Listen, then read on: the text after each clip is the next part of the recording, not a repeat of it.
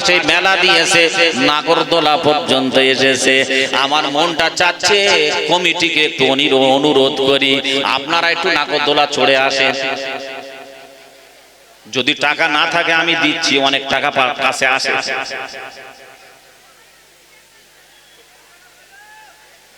কষ্ট পাচ্ছেন?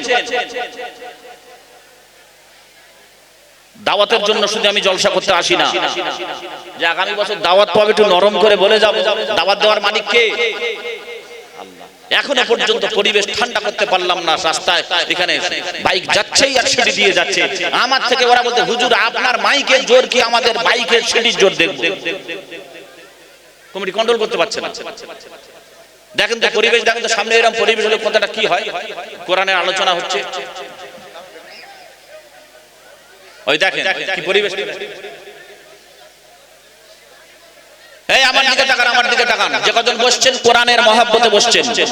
প্রিয় বন্ধু, আমি দাওয়াতের জন্য আসিনি, এসে যখন কিছু দিয়ে যাব। এই আপনাদের সম্মুখে একটা করে প্লেট দেয়া হলো, খাবারের প্লেট। শোনেন, যে যার মতো দামি দামি খাবার প্লেটে দেয়া হলো। শুনছেন? দামি খাবার, যে যার দামি খাবার প্লেটে দেয়া হলো। ওই প্লেটের কিনারায় একটু কুকুরের পায়খানা। কিসের পায়খানা? কুকুরের পায়খানা। কে খাবে? হাত তোলেন। কেউ খাবে না? কি জন্য? একটু পরিমাণ হলেও কুকুরের পায়খানা ভালো খাবারের সঙ্গে লেগে গেছে মানে খাবারটা হারাম। খাবারটা হারাম। এটা মুসলমান বোঝে ভালো। একই প্লেটে দামি খাবারের পাশে ওই প্লেটে যদি সামান্য পরিমাণ কুকুরের পায়খানা থাকে, বলে খাবারটা হারাম। আর কোরআনের অনুষ্ঠানের দিন পাশে জেনার পরিবেশ নামক মেলা হবে, বলে এটাই বড় আরাম। আরাম না? যাই হোক, জেনার পরিবেশ হয়েছে যখন, যারা মুরগি ছেড়ে দিয়েছেন, মুরগির বাবেদের বলছি, মাইকের আওয়াজ যাদের কানে যাচ্ছে গো, যারা মুরগি ছেড়ে দিয়েছেন, মুরগি কোটা খড়ে ঢুকিয়ে নেন। কারণ শিয়ালরা সব বাঁশবাগানে রেডি হয়ে আছে মুরগি ধরার জন্য। নেই আমাদের ওদিকে হয়, ওরা দেখতে যে কোন মুরগিটা অন্ধকারে ছাড় হচ্ছে, ওরাও সুযোগ আছে। শিয়ালগুলো কোন শিয়াল? বুনো শিয়াল, ধেড়ে শিয়াল, ধেড়ে শিয়াল। কি জানেন, আমাদের ওদিকে হয় এরকম, মাঝে মাঝে অনেক অনুষ্ঠানে হয়। ওই যুবকরা আগে থেকে, এই শরীর যুবকরা আগে থেকে, যারা বসছে এরা নয়, বেশিরভাগ যুবক ওদিকে আছে, আগে থেকে নাম্বার লিখে ওরা রেডি হয়ে আসে। কি লিখে? নাম্বার লিখে রেডি হয়ে আসে। আর ওই যুবতী মহিলাদের পিছনে পাগলা কুকুরের মতো ঘোরে। ওরা মনে করে নাম্বারটা দিতে পারলেই কপাল খুলে যাবে। এদিকে হয় আর আমাদের হয়। আর ওই মুরগির বাপেরা মানে যুবতী কন্যা, ওদেরকে ছেড়ে দিয়েছে বাপেরা। ঠোঁট লিপস্টিক, চোখে আয়নারা দিয়ে আজকে বের হয়েছে, দেখাচ্ছে আমি একজন আসি, দেখ এই যুবক আমি একজন আসি, তাই না? আর ওর বাপ গুলো সব কেউ বা বাড়িতে আসে, আবার দুই একজন বা এখানে থাকতে পারে জলসার প্যান্ডেলে, কেউ বা মসজিদে তসবি ছিঁড়ে দিচ্ছে, সুবহানাল্লাহ সুবহানাল্লাহ, তসবি ছিঁড়ে দিচ্ছে, এদিকে মুরগি ছেড়ে দিচ্ছে। ও গা গরম করার জন্য নেমেছে যুবকদের, ওরা গা গরম করবে, চলে যাবে। অনেক যুবক এসছে আজকের, ওরা আল্লাহর কিরে খেয়ে এসছে, এই প্যান্ডেলে বসবে না। ওরা বাড়িতে নিয়ত করে এসছে, চল ওদিকে নেমেছে। ওরা ওদিকে যারা এসছে, যাদের পুষে যাবে ওরা কেটে যাবে, কেউ থাকবে না এখানে। এখানে কেউ বসবে না যারা বাড়িতে নিয়ত করে এসছে। এখান থেকে ডাকা হচ্ছিল, আমি শুনছিলাম, যারা রাস্তাঘাটে মেলাতে ঘোরাঘুরি করছো, চলে এসো প্যান্ডেলের নিচে বসে যাও। ডাকা হচ্ছিল না? ডাকা হচ্ছিল তো? এই শুনেছেন আপনারা না শোনেননি? হ্যাঁ, সাক্ষ্য দিচ্ছেন, আমিও শুনেছি। যিনি ডেকেছেন আমার মনে হয় ভুল করেছেন, ডাকাটাও ভুল। আমি একবারও ডাকলাম, যারা মেলায় ঘুরছে চলে এসো, একবার ডাকলাম, ডাকাটাও ভুল। যদি প্রমাণ করতে না পারি বললাম তো, আমি বাস্তব দিয়ে যুক্তি দিয়ে কথা বলি, বক্তাও নয় আমি, জীবনে মাইকে কথা রাখবো না। মেলায় যারা ঘুরছে ওদেরকে ডাকাটা ভুল। কেমন? এই কেমন ভুল ভালো করে শোনেন। দুদিকে ধান ক্ষেত, দুদিকে ধানের ক্ষেত, মাছ থেকে আলভেড়ি। রাখাল একটা গরু ছেড়ে দিয়ে পিছন দিক থেকে চিল্লাচ্ছে, ধান কিন্তু পেকে গেছে। রাখাল গরু ছেড়ে দিয়ে পিছন দিক থেকে চিল্লাচ্ছে, হে গরু ধান খাস না, হে গরু ধান খাস না। গরু ধান ছেড়ে দেবে না খাবে? ছেড়ে দেবে? তাহলে গরু ধান খাবে। গরুর ধান খাওয়া বন্ধ করতে গেলে কি করতে হবে? মুখে একটা মুখোশ বাঁধতে হবে, তাই না? মুখোশটা বাঁধার পর রাখালকে আর চিল্লাতে হবে না, এই গরু ধান খাস না, চিল্লাতে হবে, অটোমেটিক বন্ধ। আর মুখে মুখোশ না দিয়ে যদি খোলা রেখে রাখাল যদি হাজারো পিছন দিক থেকে চিল্লায়, এই গরু ধান খাস না, ধান খাস না, চিল্লানোটা ঠিক হবে না ভুল হবে? এটা মুসলমান বোঝে ভালো। গরুর ধান খাওয়া বন্ধ করতে গেলে মুখে মুখোশ লাগাতে হবে। মুখোশ না লাগিয়ে যদি চিল্লানো হয়, চিল্লানোটা ভুল হবে। আর চেনার পরিবেশ যেখানে মধু সেইখানে মৌমাছি থাকবে কি থাকবে না? মধু যেখানে মৌমাছি সেইখানে থাকবে। ও বন্ধু আমার, মধুর পরিবেশ তৈরি করে আর মৌমাছিদের যদি বলা হয় তোরা মধুতে বসিস না, চিল্লানো যদি হয় এখান থেকে, মেলায় না ঠেলাঠেলি করে এখানে চলে আয়, এটা চিল্লানোটা ঠিক হবে না ভুল হবে? ভুল হবে না? আর কবে মুসলমান পরিবর্তন হবেন? কোরআনের দিন অনুষ্ঠানকে কেন্দ্র করে মেলা। মেলার পক্ষে যারা থাকবে, কে আছে আমি জানি না, এই শুনে নেন, মেলার পক্ষে যারা থাকবে, আমি সানোয়ার বলে দিই, আগামী বছর যদি অনুষ্ঠান হয় আমাকে দাওয়াত করতে হবে না। আমি আপনাদেরকে বলে দিই, মেলার পক্ষে যারা থাকবে তাদের বলবেন যে দেখেন আমরা তো কোরআনের অনুষ্ঠান দেব, কোরআনের অনুষ্ঠানের দিন মেলা আমরা বসতে দেব না। তোমরা মেলা দেবে দাও, আমরা তোমাদের বিরোধিতা করব না। তোমরা কোন দিন মেলা দেবে বলো? যেদিন তোমরা ওই মেলা দেবে আমরা ওই দিনটা বাদ দিয়ে কোরআনের অনুষ্ঠান দেব। আমাদের কোরআনের অনুষ্ঠানের দিন মেলা দেবে না। বলতে পারবেন ইনশাআল্লাহ? এটা বলতে পারবেন না? ও বন্ধু আমার, সানোয়ারের কোথায় দুঃখ ফেলে চলবে না। আমার আল্লাহ বলেন, বান্দা তোমরা হকটা জানার পর বাতিলের সাথে কখনো মিশ্রিত করো না। হক জানার পর হকটাকে বাতিলের সঙ্গে কখনো মিশ্রিত করো না। এটা ঘোষণা দিয়েছেন কে? আল্লাহ। যদি বলেন হুজুর দলিল হলো কোরআন, আমার আল্লাহ বলেন ওয়ালা তালবিসুল হাক্কা বিল বাতিলি ওয়া তাকতুমুল হাক্কা ওয়া আনতুম তা'লামুন। কোরআন শরীফের পারা নাম্বার 1, সূরার নাম সূরাতুল বাকারা, আয়াত নাম্বার 42, 42 নম্বর আয়াতের ভিতরে আমার আল্লাহ বলেন ওয়ালা তালবিসুল হাক্কা বিল বাতিল ওয়া তাকতুমুল হাক্কা ওয়া আনতুম তা'লামুন। বান্দা তোমরা যখন জেনে যাবে এইটা হক, তখন তোমরা হকের সঙ্গে বাতিলটাকে কখনো মিশ্রিত করো না। আমি আপনাদেরকে এই জন্য অনুরোধ করে গেলাম, আমার উপর রাগলে চলবে না, আল্লাহর উপর রাগেন। আমার আল্লাহ বলেন হকের সাথে বাতিলটাকে মিশ্রিত করো না। অর্থাৎ এটা জানেন কোরআনের অনুষ্ঠান, কোরআনের অনুষ্ঠান, কোরআনের অনুষ্ঠানের সাথে জেনার পরিবেশটা আপনারা মিশিয়ে দেবেন না। এই জন্য আপনাদেরকে একটু অনুরোধ করে গেলাম। পারবো আগামী বছর মেলা বন্ধ করতে? জলপাইগুড়ি গতকাল ছিলাম, হয়তো নেটে পেয়ে যাবেন, গতকাল ছিলাম। ওদেরকে এই কোরআন দলিল থেকে ওদের একটু বুঝিয়ে বললাম, ওদের সেন্টিমেন্টে লেগে গেছে। আমি আসার আগ পর্যন্ত কমিটির কয়েকজন এসে বলছে হুজুর আপনার কাছে আমরা ক্ষমা প্রার্থী, এভাবে কেউ বলেনি। আমরা কথা দিলাম আগামী বছর মেলা বন্ধ হবেই হবেই। মেলা যদি হয় আমরা কোরআনের অনুষ্ঠান করব না, আমরা কোরআনের অনুষ্ঠান করবই, মেলা বন্ধ করে করব।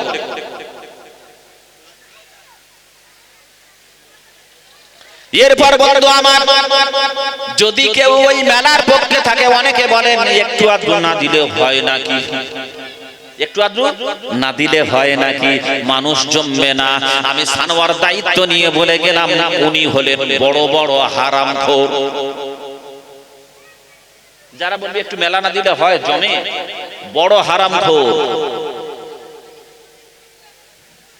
প্রমাণ কত নেবেন প্রিয় বন্ধু? আসেন একটু আগিয়ে যাই। আল্লাহ বলছেন ইমানদারের কোনো ভয়, ইমানদারের কোনো ভয় নাই। আল্লাহ বলছেন কবরের সামান তোমরা তৈরি করো। তাহলে আমরা সকলে ইমানদার, তাই তো? সকলে ইমানদার না? ইমানদার হলো তারা, ইমানদার হলো তারা আজকের দিনে বন্ধু আমার যুবতী কন্যাদের ছেড়ে দিয়েছে যারা। ইমানদার হলো তারা, প্রোডাক্ট গুলো যা নেমেছে হুরুপরিরা যারা নেমেছে ওগুলো এলাকার প্রোডাক্ট নয়, সব বাইরের প্রোডাক্ট। যুবতী মহিলারা যারা নেমে সব বাইরের প্রোডাক্ট নাকি? ইমানদার যেন পরিবর্তন হয়। ও বন্ধু আমার, মা বোনদেরকে যদি পরিবর্তন করতে পারি, আমি আপনাদেরকে বলে যাই, বাড়ির মা বোনদেরকে যদি পরিবর্তন করতে পারি অনেকটা পরিবর্তন হয়ে যাবে। সংসার সুখের হয়। তারপরে রমণীর গুণে ভুল কথা, ভুল কথা। সংসার সুখের হয় দুজনের গুণে। কজনের? দুজনের গুণে।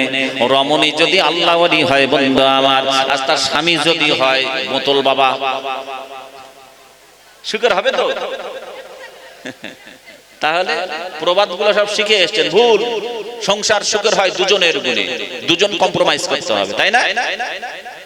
তবে বন্ধু আমার, আমি যে আয়াতে কারিমা পরিবেশন করেছি ওই আয়াতে কারিমার দিকে একটু যাব বন্ধু আমার।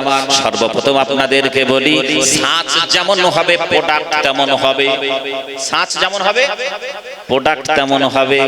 ছাঁচ হলো মায়েরা, ছাঁচ হলো আমার বোনেরা। প্রিয় বন্ধু আমার, মা যদি হয় খাদিজা তার কন্যা হবে ফাতেমা। মা যদি হয় রাবেয়া বসরির মা, কন্যা হবে রাবেয়া বসরি। মা যদি হয় আব্দুল কাদের জিলানীর মা, সন্তান হবে আব্দুল কাদের জিলানী। মা যদি হয় দাদা পীর আবু বকর সিদ্দিক রাহমাতুল্লাহ আলাইহির মা, সন্তান হবে দাদা পীর আবু বকর সিদ্দিক রাহমাতুল্লাহ আলাইহি। আর মা যদি হয় তাসলিমা নাসরিন, তার কন্যা হবে রুবিনা টানটান, তাই না? মা যেমন হবে তার কন্যা তেমন হবে। আর বাপেরা শুধু মাথা নাড়ছে। অনেক কার্টুন মার্কা মুসলমান আছে, আমি এদের কার্টুন মার্কা বলি। কার্টুন মার্কা মুসলমান অনেক আছে বন্ধু আমার। তার ছোট কন্যা সন্তানকে 5 বছর বা 4 বছর বা 3 বছর বয়স থেকে কন্যা সন্তানকে জিন্সের প্যান্ট আর টাইট ফিট গেঞ্জি পরায়। এদিকে পরায় ছোট মেয়ে ছেলেকে দেখলি জিন্সের প্যান্ট পরাচ্ছে, এদিকে পরায়। তা যে বাপ তার ছোট কন্যা সন্তানকে ছোট থেকে জিন্সের প্যান্ট পরাচ্ছে, 12-14 বছর পরে ও মনে হয় বোরকা পরবে, ও কি হবে চিন্তা করেন। এইজন্য একটু পরিবর্তন হন। আমার টার্গেট বন্ধু আমার অন্যদিকে। ও বন্ধু আমার, মা বোনদেরকে যদি একটু পরিবর্তন করতে পারি সমাজটা অনেক পরিবর্তন হয়ে যাবে। আমি একটা ছোট্ট ঘটনা বলি। এক যুবতী মহিলা আমার বন্ধু আমার, বাপের একমাত্র কন্যা, আদরিনী কন্যা, রূপবতী কন্যা, কোরআনের হাফেজা, কোরআনের হাফেজা, বিবাহ হয়েছে বড় লোকের ঘরের সন্তানের সঙ্গে। কারণ বাপের যদি একমাত্র কন্যা হয় আর যদি টাকাওয়ালা হয়, দেখতে রূপবতী হয়, ওর বিয়ে হবে কার সাথে? বড় লোকের ছেলের সাথে নয়, গরিবের সাথে হবে সাধারণ ভাবে। বড় লোকের একমাত্র সন্তানের সঙ্গে বিবাহ হলো, 5-5টা বছর সংসার হয়ে গেল।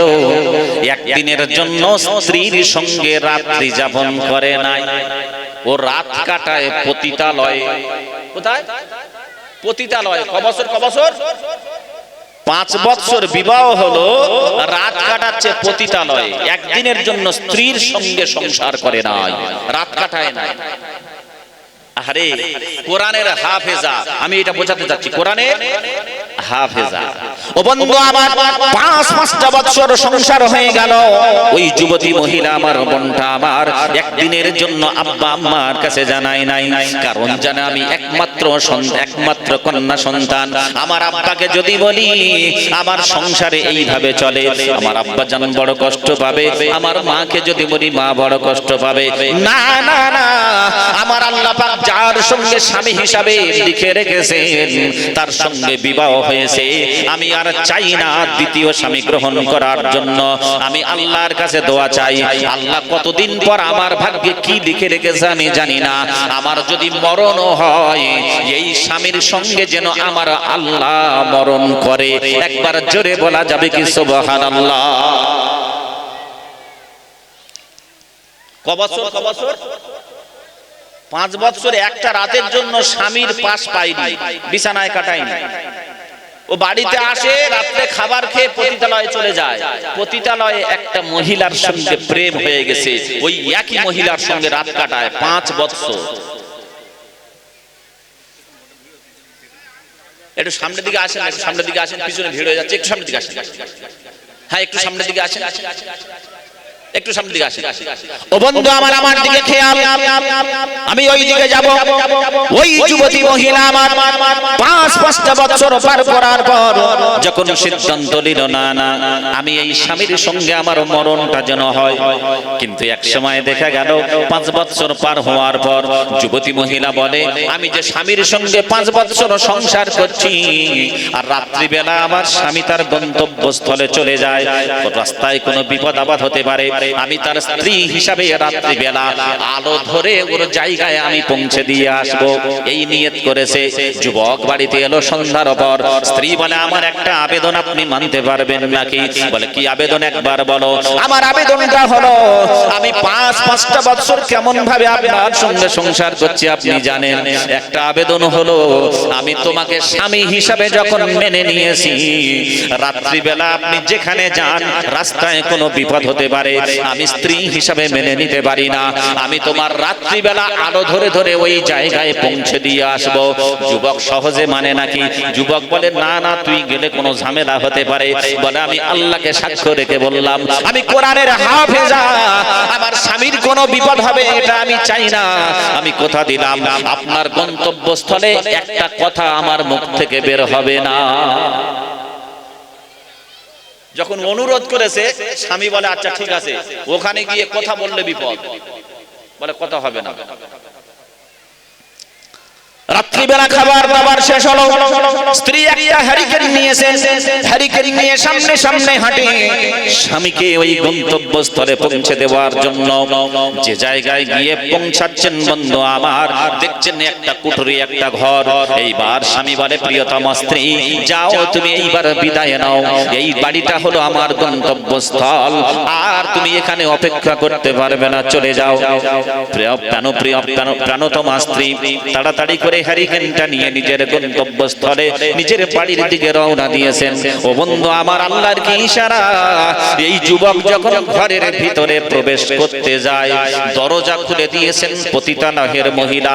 ওই পতিতালয়ের মহিলা দরজা খোলার পর বলে, আজকের একটা কথার উত্তর না দেওয়া পর্যন্ত আমাকে তুমি টাচ করবে না, ডোন্ট টাচ মি। বলে, কি কথা? বলে, আমার কথা হলো, আমি ঘরের জানালা খুলে দেখলাম একটা আলো আসছে, জানালার ভিতর থেকে হালকা একটা আলো আসছে, জানালা খুলে দেখলাম তুমি আসছো, আর তোমার সামনে একটা রূপবতী যুবতী মহিলা আলো ধরে ধরে আগিয়ে দিতে গেল। উত্তর দাও, ওই মহিলা তোমার কে হয়? এই উত্তর না দেয়া পর্যন্ত আমাকে স্পর্শ করবে না। রাখলাম এই পর্যন্ত, যাব ওই দিকে। কোরআনের হাফেজা হওয়ার কারণে 5-5টা বছর একজন রূপবতী যুবতী মহিলা, বাপের অর্থ কম নাই, তারপরে প্রথম স্বামীর সঙ্গে যখন বিবাহ হয়েছে, প্রথম স্বামীকে মেনে নিয়েছেন, আর আল্লাহর কাছে দোয়া করছেন, ধৈর্য ধরে আছেন। এটা কিসের বরকতে? কিসের? কোরআনের বরকতে, তাই না? আমরা সেই কোরআন থেকে পিছিয়ে, তাই না? কোরআন শিক্ষা করাটা সকলের জন্য কি ফরজ, নাকি মেয়েদের জন্য ফরজ? মেয়েদের জন্য ফরজ। মেয়েদের জন্য যদি ফরজ না হয়, এই কার্টুন মার্কা মুসলমান ওর ছেলের বৌমা দেখতে যাচ্ছে, ছেলের জন্য বৌমা দেখতে যাচ্ছে, ও গিয়ে, মা কোরআন পড়তে জানো? তা তোমার পাঁটাটা কোরআন পড়তে জানে? নিজের পাঁটা কোরআন পড়তে জানে না, গিয়ে জিজ্ঞাসা করছে নিজের বৌমাকে, কোরআন পড়তে জানে? মানে কোরআনটা মহিলাদের জন্য ফরজ, তাই না? আর বেটা ছেলের জন্য ফরজ নয়, ফরজ। লজ্জা করে না জিজ্ঞাসা করতে? বন্ধু আমার, আল্লাহ রাসূল বলেন তলাবুল ইলমি ফারিদাতুন আলা কুল্লি মুসলিমিন ওয়া মুসলিমা আও কামা ক্বালা মুহাম্মাদুর রাসূলুল্লাহ সাল্লাল্লাহু আলাইহি ওয়াসাল্লাম। প্রত্যেকটা মুসলমান পুরুষ এবং নারীর জন্য ইলম অর্জন করা ফরজ। কি অর্জন করা? ইলম অর্জন করা ফরজ। ইলম বলতে কমসে কম বন্ধু আমার আপনাকে আমাকে আল্লাহ পাক প্রধান হুকুম যেটা দিয়েছেন নামাজ, এই নামাজের জ্ঞান অর্জন করা, আর নামাজে যে কোরআন লাগবে কোরআন শিক্ষা করাটাও ফরজ। কোরআন শিক্ষা করা ফরজ বন্ধু আমার, কিন্তু বর্তমানে আমার আপনার জন্য পড়ে গেছে গরজ। এই বলেন তো, একদিকে দুনিয়ার সব সাবজেক্ট ডাকলাম, ইংরেজি, ইতিহাস, ভূগোল, অঙ্ক, সব সাবজেক্ট ডাকলাম, অপরদিকে আল্লাহর কোরআন ডাকলাম, কার মর্যাদা বেশি দেব? সকলে বলছেন কই কার মর্যাদা বেশি দেব? হাত তোলেন তো, কোরআনের কারা কারা মর্যাদা বেশি দেব? মিথ্যা কথা বলছেন, হাত নামান। সকলে নয়, অনেকে। তবে এই মিথ্যাটা 90% লোক মিথ্যা কথা বলছেন। কেমন কেমন কেমন? আচ্ছা, এদিকে প্রাইভেট পড়ানো হয় তো অঙ্ক, ইংরাজি কত? 200-300 অঙ্ক, 200-300 প্রাইভেট পড়ানো হয় না? তো অঙ্ক প্রাইভেট পড়াতে গিয়ে বলে 200-300, ইংরাজি প্রাইভেট পড়াতে গিয়ে বলে 200-400, আর কোরআনের বেলায় বলে ফ্রি। কোরআনের মর্যাদা বেশি দেয়। হাত তুলে বসা।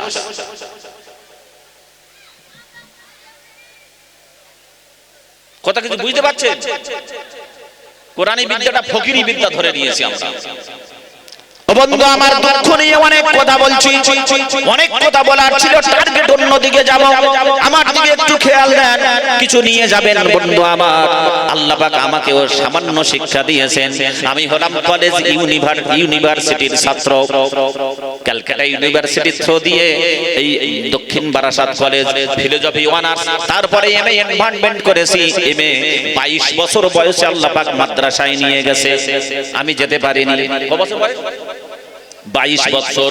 যোগ্যতা তেমন নাই, কিন্তু আমি যে রাস্তা থেকে মাদ্রাসায় গিয়েছি পশ্চিম বাংলায় একটাও দেখাতে পারবেন না আমার জুড়ি। আমি যে রাস্তায় গিয়েছি, যেভাবে মাদ্রাসায় গিয়েছি, পশ্চিম বাংলায় একটাও দেখাতে পারবেন না। আমি পাইনি, যদি পান কেউ ফোন করবে।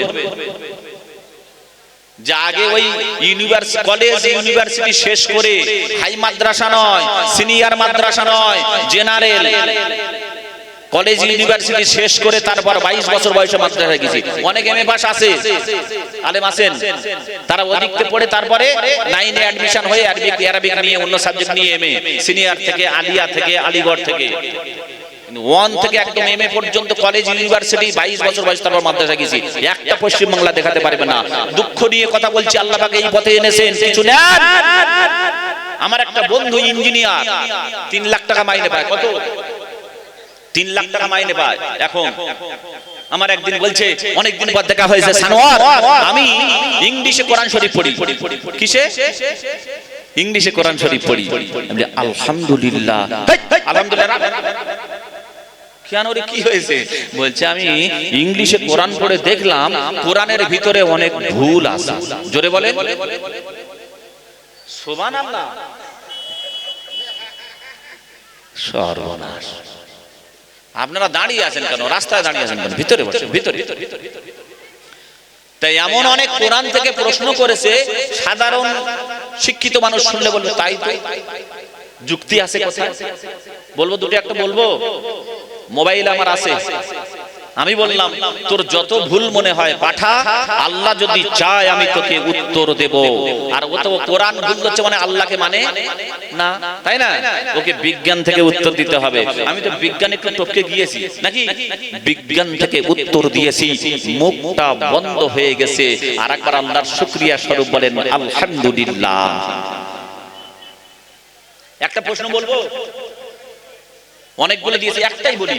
আচ্ছা বলেন তো, যখন কোন পশু মারা যায়, আচ্ছা মৃত পশু আমার আপনার জন্য খাওয়া হালাল না হারাম? হারাম। আমি বললাম হারাম, ও আমার বক্তব্য শোনে। আমাকে বলছে হোয়াট ইজ দ্য ডকুমেন্টস, আমি বললাম the documents is the holy Quran. আল্লাহ কোরআনে বলেছেন, আল্লাহ রাব্বুল আলামিন বলেন ইন্নামা হারামা আলাইকুমুল মাইতাতা ওয়াদ-দামা ওয়া লাহমাল খিনজির। ইরাকের কোরআন শরীফের পারা নাম্বার 2, সূরার নাম সূরাতুল বাকারা, আয়াত নাম্বার 173, 173 নম্বর আয়াতের ভিতরে আমার আল্লাহ বলেন ইন্নামা হারামা আলাইকুমুল মাইতাতা, ও দুনিয়ার মানুষ, আমি আল্লাহ তোমাদের জন্য মৃত পশুটা হারাম করে দিলাম। ওয়াদ-দামা মানে প্রবাহিত রক্ত হারাম, ওয়া লাহমাল খিনজির মানে শুকরের গোশত হারাম। আমার আলোচনার বিষয় ওটা নয়, আমি দলিল দিলাম মৃত পশু খাওয়া হালাল না হারাম? হারাম। আমাকে বলছে সানোয়ার বলো, যখন কোন পশু স্বাভাবিকভাবে মারা যায় আল্লাহর হুকুমে মরে না বিনা হুকুমে মরে? আল্লাহর হুকুমে মরে। সঙ্গে সঙ্গে প্রশ্ন করেছে, মাথা ঘুরে যাবে, ও তো আল্লাহকে মানে না। ও বলছে সানোয়ার, তোমার আল্লাহর, বলছে কি তোমার আল্লাহ, তোমার আল্লাহর হুকুমে যেটা মরে সেটা হারাম, আর তুমি বেটা কি হুনো হয়েছো জ্যান্ত পশুর গলা কেটে দেবে, মারা যাবে, তারপর খাবে? প্রশ্নটা কি বুঝতে পেরেছে? যদি অমুসলিমরা করে কি উত্তর দেবেন?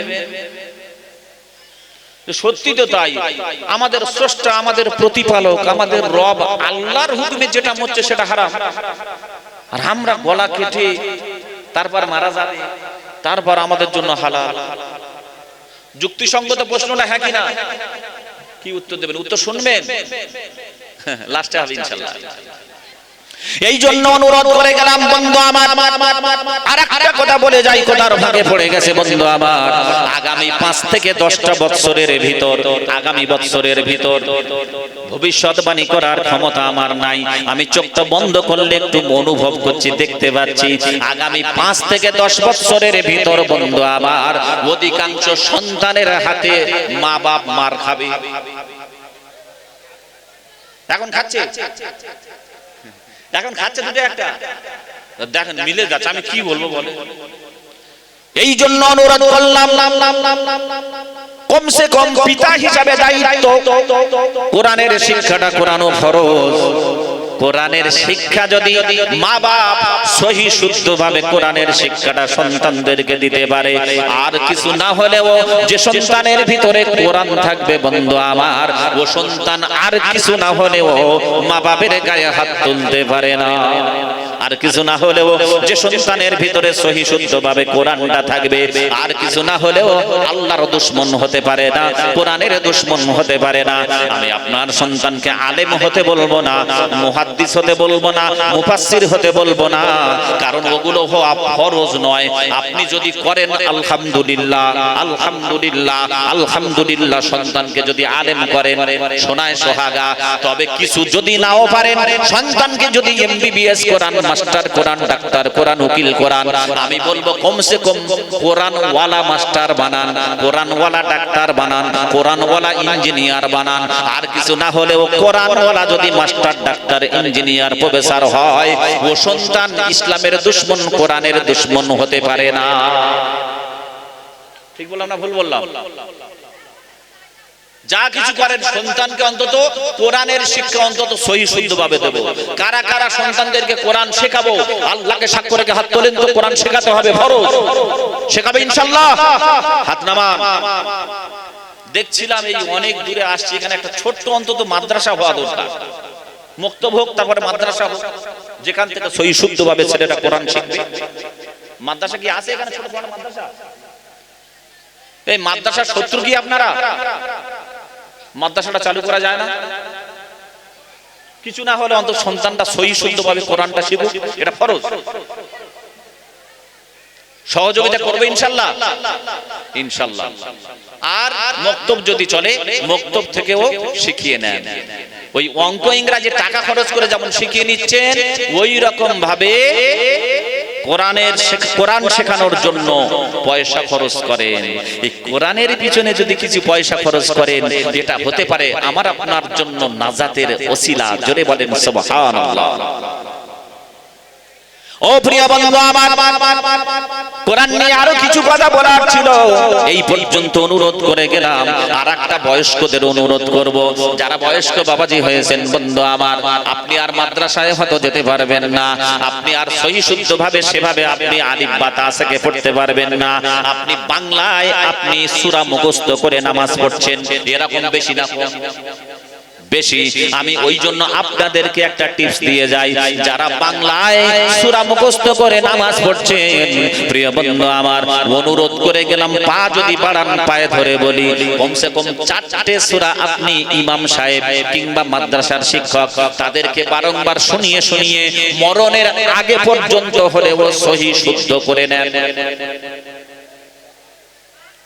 নইলে শুধু খালি ওই মোবাইলে দেখে, কোথা টিভির পর্দা দেখে, খবরের কাগজ দেখে সময় আপনি অপচয় করছেন, দুনিয়ার রাজ্যের খবর রাখছেন, আপনার খবরটা রাখছেন? বয়স্ক বাবাজির এরা তো সময় নাই, এরা খবর দেখে দেখে সময়, টিভি মোবাইলে দেখতেছে, বলে হাসিনার ফাঁসির রায় হয়ে গেছে। ওরে সর্বনাশ, কি হয়েছে? হাসিনার ফাঁসির রায় হয়ে গেছে। তা আপনার তাতে কি হয়েছে? মোবাইল দেখতেছে, ওরে সর্বনাশ, কি হয়েছে? বলে ডোনাল্ড ট্রাম্প হেরে গেছে। তা ডোনাল্ড ট্রাম্প হেরে গেছে, তা আপনার তাতে কি হয়েছে? মোবাইল নিয়ে পড়ে আছে, উরি কি হয়েছে? বলে সে বড়বাজারে আগুন লেগে গেছে। বড়বাজারে আগুন লেগে গেছে। আমি বলি, ও চাচা, ও দাদু, তোমার কবরে আগুন লেগে গেছে, সেটা দেখো। বড়বাজারে আগুন লেগেছে ওই খবর রাখতেছো, তোমার কবরে আগুন লেগেছে দেখা পাচ্ছ না? ওই আগুনটা থামাও। কোরআন প্রত্যেককে শিখতে হবে। যারা বয়স্ক 4টে সূরা শুনিয়ে শুনিয়ে ঠিক করে নেন। আপনারা আলিফ বা তা থেকে ইমাম সাহেব পড়াতে গেলে ইমাম সাহেবের দাম ভেঙে যাবে। বয়স পার করতেছেন, বাংলায় মুখস্থ করেছেন যখন, ইমাম সাহেব বা শিক্ষকদের শুনিয়ে শুনিয়ে শুদ্ধ করে, মরণ পর্যন্ত হলেও সময় নেয়। ওই দিকে চলে যাব। আমি যে কথা বলছিলাম, কোরআনের হাফেজা হওয়ার কারণে প্রিয় বন্ধু আমার, আল্লাহর বান্দি যুবতী কন্যা আমার, যুবতী মহিলা আমার, ওই যুবককে আগিয়ে দিয়ে আসার পর নিজের গন্তব্যস্থলে চলে এসেছেন। যুবক যখন ঘরের ভিতরে ঢুকেছে, পতিতালয়ের মহিলা বলে, ডোন্ট টাচ মি। কি সম্পর্ক বলো? মনে আসতো? যুবক চুপ করে গেছে, মাথা হেঁট হয়ে গেছে।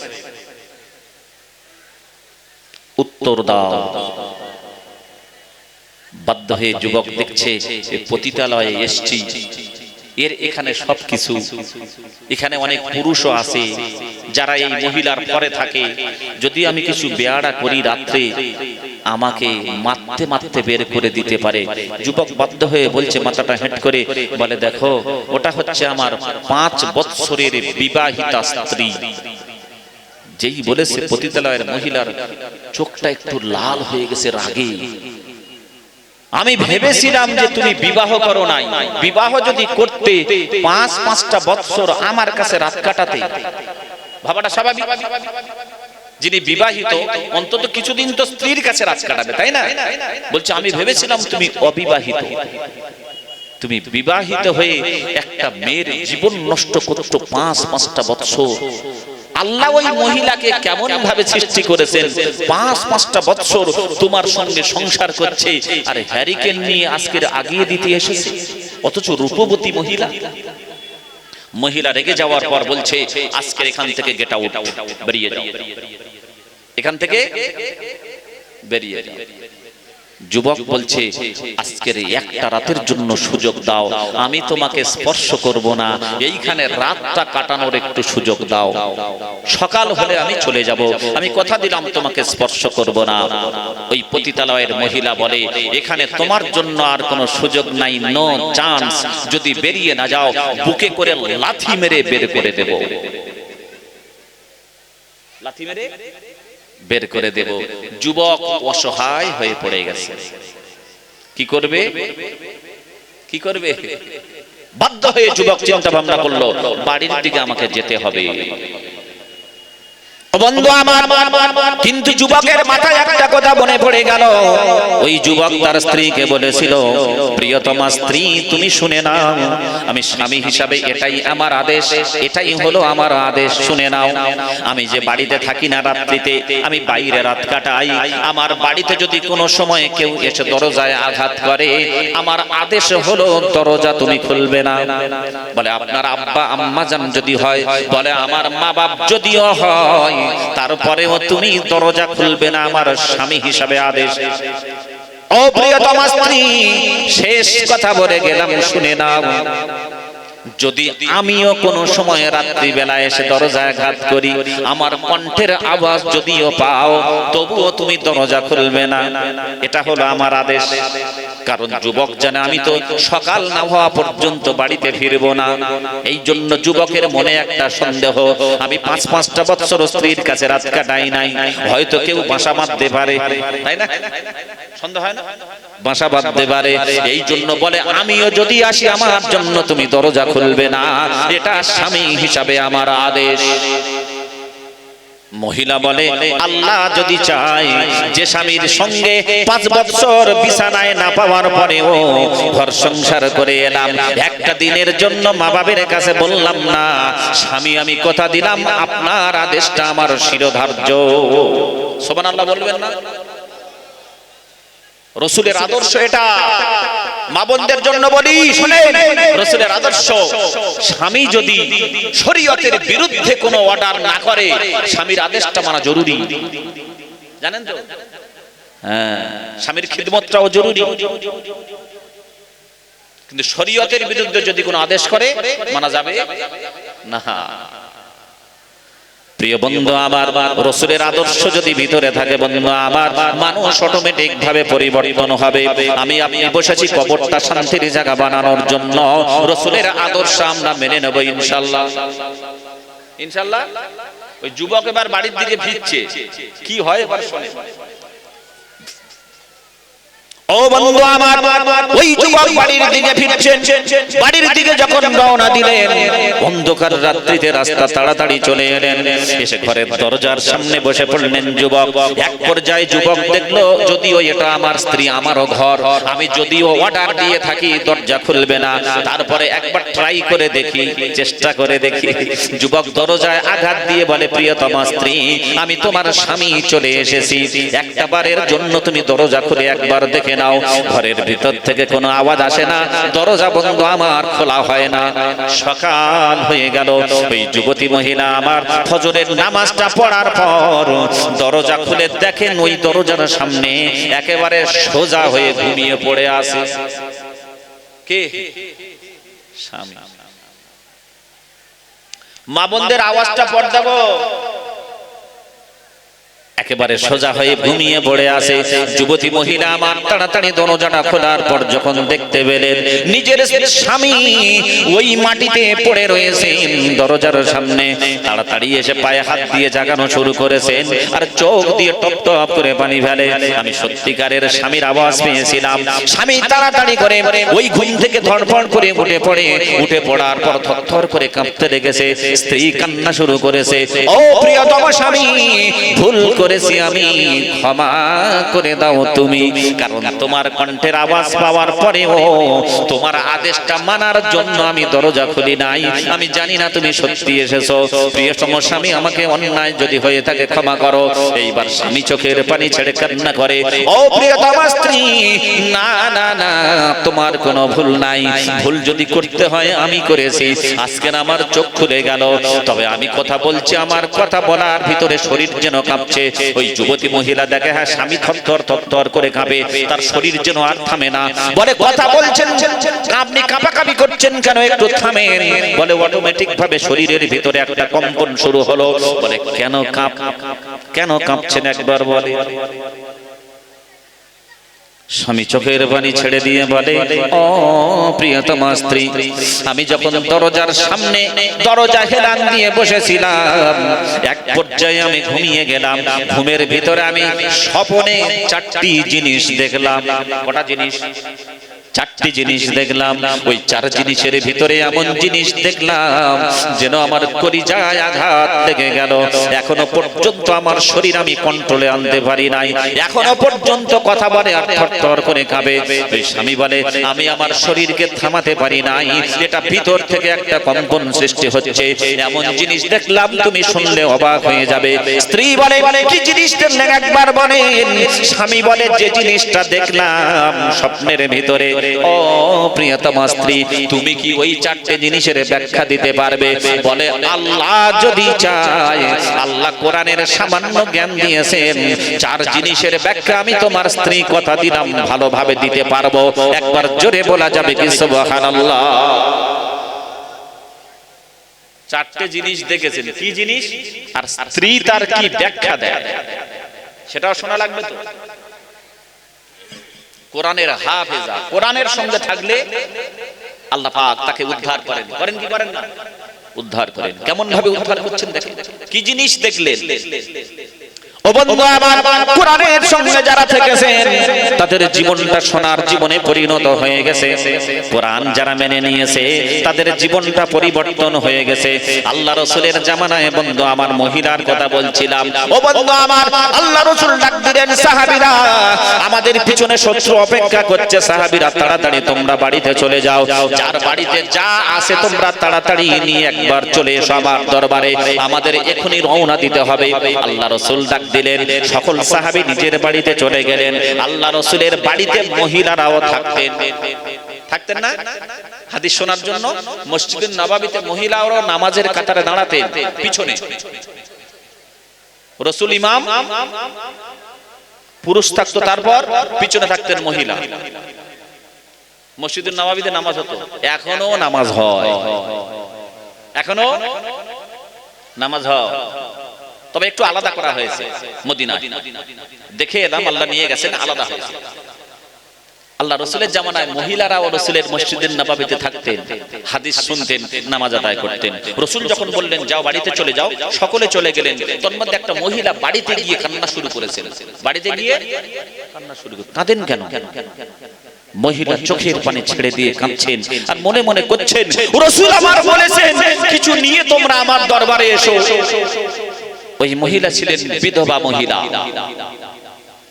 চোখের পানি ফেলছেন আর আল্লাহর কাছে বলছেন আল্লাহ, ও আল্লাহ, আমার স্বামী তো নাই দুনিয়ার বুকে, আল্লাহ গো আমার স্বামী দুনিয়ার বুকে বেঁচে নাই, আমার সংসার ভালোভাবে চলে না, টাকা পয়সা নাই বাড়িতে। আল্লাহ রাসূল বলেছেন কিছু নিয়ে যেতে, কি নিয়ে রাসূলের দরবারে যায়? চোখের পানি ফেলতে ফেলতে এক পর্যায়ে মহিলা আমার চোখের পানি মুছতে মুছতে একটা দুগ্ধপোষ্য শিশু, দুধ এখনো পর্যন্ত ছাড়েনি, নিজের দুগ্ধপোষ্য শিশু ছোট একটা বাচ্চাকে কোলে নিয়ে রাসূলের দরবারের দিকে এগিয়ে যাচ্ছেন। আল্লাহ রাসূল ওই বাচ্চাটাকে দেখে, মাটাকে দেখে অবাক হয়ে গেলেন যে একটা গর্ভধারিণী মা একটা ছোট্ট দুধের শিশুকে নিয়ে আমার দরবারে আসছেন, কারণটা কি? আল্লাহ রাসূল বসে রয়েছেন, ওই মা জননী দুধের শিশু নিয়ে হাঁটতে হাঁটতে রাসূলের সামনে গিয়ে হাজির, চোখের পানি ছেড়ে দিয়ে বলছে ইয়া রাসূলুল্লাহ, আমি একটা আবেদন নিয়ে এসেছি, আমার আবেদনটা কি আপনি কবুল করবেন? আমি একজন বিধবা মহিলা। আল্লাহ রাসূল অন্তরটা নরম হলো, মাগো তুমি কি বলতে চাও, কি আবেদন তুমি আমার কাছে রাখতে এসেছো একবার বলো। আমার দিকে খেয়াল দিচ্ছেন? আল্লাহ রাসূলের সামনে ওই মহিলা দাঁড়িয়ে বলেছিলেন চোখের পানি ফেলে, ইয়া রাসূলুল্লাহ, আপনি যখন মসজিদুন নববীতে বলেছেন সাহাবীরা কার বাড়িতে কি আছে তোমরা নিয়ে এসো, আমি বাড়িতে যাওয়ার পর আমার বাড়িতে তেমন খাবার দাবার কিছু নাই, আমি আমার দুধের শিশুটা নিয়ে আপনার দরবারে এসেছি, আপনি এটা একটু কবুল করে নেন। ইয়া রাসূলুল্লাহ, আমার স্বামী বেঁচে নাই। ইয়া রাসূলুল্লাহ, আমার বাড়িতে দুবেলা উনুন জ্বলে না, পেটে ক্ষুধা থাকে একবেলা। আমি চিন্তা করলাম কিছু না নিয়ে রাসূলের দরবারে কেমন করে যায়, রাসূলের দরবারে কেমন করে যায়, আমার দুধের শিশুটা আপনি কবুল করে নেন। আল্লাহ রাসূল বললেন মাগো, মাগো, এই কেউ উঠবেন না এখন, যে উঠবেন কোরআনের শত্রু, এখন কেউ উঠবেন না, বসে যান। মুসলমান কখনো পিঠ দেখায় না, মুসলমান সিনা দেখায়, সিনা। যিনি পিঠ ফিরিয়ে চলে যাবে এখান থেকে, পিছন দেখিয়ে চলে যাবে, দেখবেন কাপুরুষ। মুসলমান সিনা দেখিয়ে বসে আছে, পিঠ দেখিয়ে চলে যায় না, কাপুরুষের দলে নাম লেখাবেন না। মহিলা চোখের পানি ফেলতে ফেলতে বলছে, ইয়া রাসূলুল্লাহ, আমি বড় একটা নিয়ত করে এসেছি। কি নিয়ত করে এসেছো মা গো? ওগো আল্লাহ রাসূল, আমি আপনাকে আমার জীবনের থেকে বেশি ভালোবাসি। একবার জোরে বলবেন না সুবহানাল্লাহ? ইয়া রাসূলুল্লাহ, আমি আমার দুধের শিশুটা নিয়ে এলাম এই জন্য, আপনি যখন যুদ্ধক্ষেত্রে যাবেন, প্রতিপক্ষের তীর যখন আপনার দিকে ছুটে আসবে, আমার এই দুধের শিশুটাকে আপনি আপনার সামনে ধরবেন, আপনার শরীরে যেন কোনো তীরের আঘাত না লাগে। ইয়া রাসূলুল্লাহ, আমার এই দুধের শিশুর বুকে বক্ষভেদ করে তীর চলে যাবে, এটা আমি মা হিসাবে মেনে নিতে পারি। ওগো আল্লাহ রাসূল, আপনাকে এমন ভালোবাসি, আপনাকে এমন মহব্বত করি, শত্রুপক্ষের তীর আপনার শরীরে লাগবে, এটা আমি মেনে নিতে পারি না। আমার দুধের শিশুকে আমি জলাঞ্জলি দিতে পারি। যখন তীর ছুটে আসবে আপনার দিকে, আপনি আপনাকে বাঁচানোর জন্য ঢাল স্বরূপ আমার ওই দুধের শিশুটাকে তুলে ধরবেন, আমার শিশুর বক্ষভেদ করে চলে যাবে, ফিনকি ছেড়ে রক্ত বেরিয়ে যাবে। আমি মা হিসাবে হাসতে হাসতে মেনে নিতে পারি, কিন্তু আপনার শরীরে যদি তীর লাগে আমি সহ্য করতে পারবো না। আমরাও সেই রাসূলকে ভালোবাসি কি বাসি না? এই রাসূলকে ভালোবাসি না? আরো কিছু নিয়ত করে এসেছো? মহিলা বলেছিলেন, ইয়া রাসূলুল্লাহ, আরেকটা নিয়ত, বড় ভয় লাগে, অনেক ইবাদত বندگی করেছি, ওগো আল্লাহর রাসূল, অনেক ইবাদত বندگی করেছি, আল্লাহর সামনে যেদিন উপস্থিত হব মৃত্যুর পর, আল্লাহ যদি বলেন বান্দি তোর কোন ইবাদত আমি কবুল করলাম না, ইয়া রাসূলুল্লাহ, সেদিন যদি আমি এই দুধের শিশুটা যদি শহীদ হয়ে যায়, সেদিন আল্লাহর সামনে বলবো, ইয়া রাব্বি আল্লাহ, আমার কোন ইবাদত যদি কবুল না হয়, অন্তত আমার দুধের শিশুকে দ্বীন ইসলামের স্বার্থে কুরবানি দিয়েছিলাম, আমি সেই শহীদের মা, ও আল্লাহ, শহীদের মা হিসাবে অন্তত কবুল করে নাও। ইয়া রাসূলুল্লাহ, জাহান্নাম থেকে বড় ভয় লাগে, যার জন্য জান্নাতের আশায় আমার এই দুগ্ধপোষ্য শিশুটাকে শহীদ করতে রাজি আছি, আপনি এইটা কবুল করে দেন। ওরে মুসলমান, ওরে মুসলমান, প্রিয় বন্ধু আমার, এই পশ্চিম রাধানগর, তাই তো, পশ্চিম রাধানগরের মুসলমান, আমরাও সেই কালেমা পড়েছি, আমরাও সেই রাসূলের উম্মত। আমি গুনাহগার সানোয়ার, আমি আপনাদেরকে বলবো, ওই দুধের শিশুকে দিতে হবে না, আপনার জীবন দিতে হবে না। আমি চাচ্ছি আল্লাহর ঘরের জন্য, বর্তমান সময়ে আল্লাহর ঘরের অস্তিত্ব নিয়ে টানাটানি চলছে, সেই আল্লাহর ঘর এখনো পর্যন্ত আমাদের টিকে আছে আলহামদুলিল্লাহ, আল্লাহর ঘরের কিছু কাজের জন্য। এবং নামাজীদের পেশাব পায়খানার অসুবিধা হচ্ছে, আমি দেখে এলাম, দেখে বড় কষ্ট লাগলো। আমি একজন আপনাদের মেহমান, হয়তো যোগ্যতা নাই, বয়স কম, দেখতে খারাপ, কালো মানুষ, তারপরে মেহমান হয়ে এসেছি যখন, মেহমানকে একটু ভালো জায়গা দেওয়া উচিত। আল্লাহর ঘরে থাকলাম, ভালো জায়গা, কিন্তু পেশাব পায়খানা করতে গিয়ে দেখলাম প্রচন্ড কষ্ট লাগলো, ওখানে একটা আলেমকে পেশাব পায়খানা করতে দিচ্ছেন, এই কষ্ট নিয়ে ওই জন্য আপনাদেরকে বলছি, আল্লাহর ঘর এবং পেশাব পায়খানার কাজের জন্য আমি সর্বপ্রথম মাত্র 10,000 টাকা চাইবো। আল্লাহ যাকে কবুল করবেন, নারায়ে তাকবীর,